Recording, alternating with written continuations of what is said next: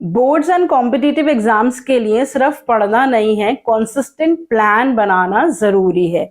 और ये बात मैं आपसे पहले भी कह चुकी हूँ कि हर एक कोर सब्जेक्ट के लिए आपके पास 30 डेज का प्लान होना चाहिए, जिससे आप कंप्लीट प्रिपरेशन कर सकते हैं confident and stress free. Business studies की अगर बात करें तो स्टेप 1, 12 चैप्टर्स 12 डेज में प्रिपेयर करने हैं आपको। मेरे चैनल कनेक्ट टू कॉमर्स पर हर चैप्टर की प्लेलिस्ट अवेलेबल है। सारे ही टॉपिक्स बहुत ही सिंपल और रिलेटेबल एग्जांपल्स के साथ एक्सप्लेन कर रखे हैं मैंने, और सबसे ज्यादा मैंने फोकस करा है कॉम्पिटेंसी बेस्ड क्वेश्चंस पर। तो अगर आप ये प्लेलिस्ट देख लेंगे तो कॉम्पिटेंसी बेस्ड क्वेश्चंस को आप बहुत ही आसानी से आंसर कर पाएंगे। तो डेली सिर्फ 1 घंटा आपके लिए काफी है to watch the playlist of a single chapter. Aristotle ने कहा है excellence is not an act but habit. तो रोज का 1 घंटा और आपकी एक्सेलेंस की गारंटी। अब बात करते हैं स्टेप 2 की, that is volume wise preparation. 5 volumes हैं आपके। हर वॉल्यूम को अगर आप 2 दिन देंगे तो अगले 10 दिनों में आप करेंगे वॉल्यूम वाइज प्रिपरेशन, और सारे ही वॉल्यूम्स के question answers in the form of playlist of sample papers मेरे चैनल कनेक्ट टू कॉमर्स पर ऑलरेडी अवेलेबल है। अगर आप वो प्लेलिस्ट देख लेंगे तो आपको बहुत अच्छा आइडिया मिल जाएगा कि किस तरह के क्वेश्चंस, टाइपोलॉजी ऑफ क्वेश्चंस, कितने नंबर के क्वेश्चंस किस पर्टिकुलर वॉल्यूम से पूछे गए हैं।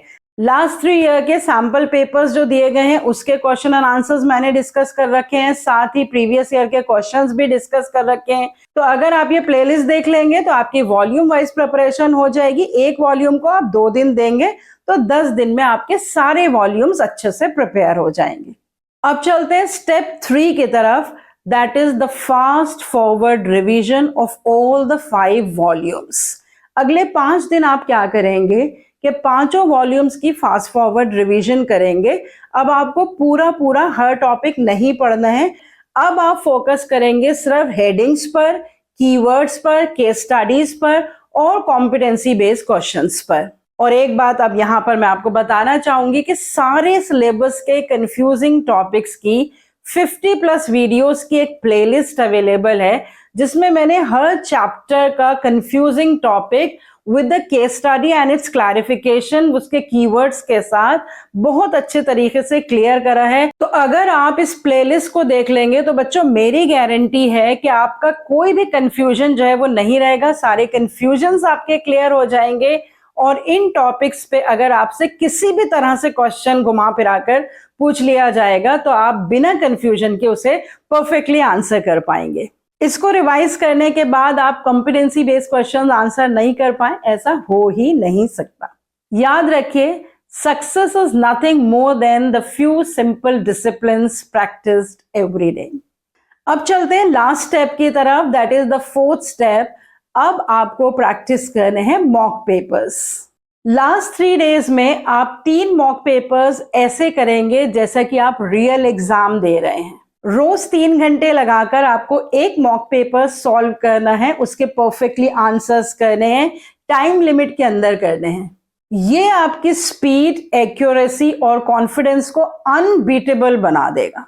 ब्रूस ली कहते हैं long term consistency beats the short term intensity. बस एग्जाम्स के लिए यही एक मंत्रा काफी है। तो 12 + 10 + 5 + 3 दैट इज ये 30 डेज प्लान जो मैंने अभी आपके साथ डिस्कस किया है, इसको सिर्फ फॉलो करिए। सब कुछ ऑलरेडी चैनल पर अवेलेबल है, आपको सिर्फ इस प्लान को फॉलो करना है। इसे फॉलो कर लेंगे तो stress free preparation plus confident and perfect performance की गारंटी मेरी। So start today and consistency के साथ अपनी सक्सेस की तरफ बढ़ते जाइए। और ये 30 डेज प्लान अगर किसी भी तरह से आपके लिए हेल्पफुल है तो प्लीज इसे मैक्सिमम नंबर ऑफ स्टूडेंट्स के साथ शेयर करिए। और अगर आपने मेरे चैनल को अभी तक सब्सक्राइब नहीं करा तो प्लीज सब्सक्राइब कर लीजिए। All the very best always for your exams.